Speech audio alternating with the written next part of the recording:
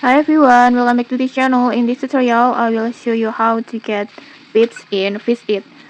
So in this latest Fisch Easter update, there's a brand new item that called Peeps. It will look like this. This one. It looks like this. They look like a small pink dog like this. It's so cute. And here's how to get them fast. First, just go to the Easter island like this. And then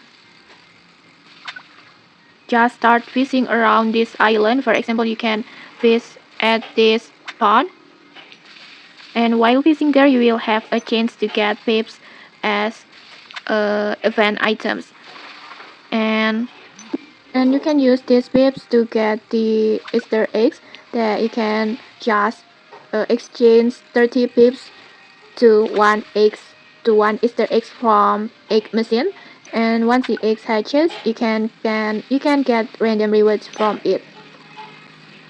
So the more you fish, the more Peeps you can collect, and once you have enough, just go to trade them in at the egg machine. And okay, that's basically the easiest way to get the Peeps in Fisch. If you found this helpful, don't forget to like, comment, and subscribe for more tutorials. Thanks for watching, and see you!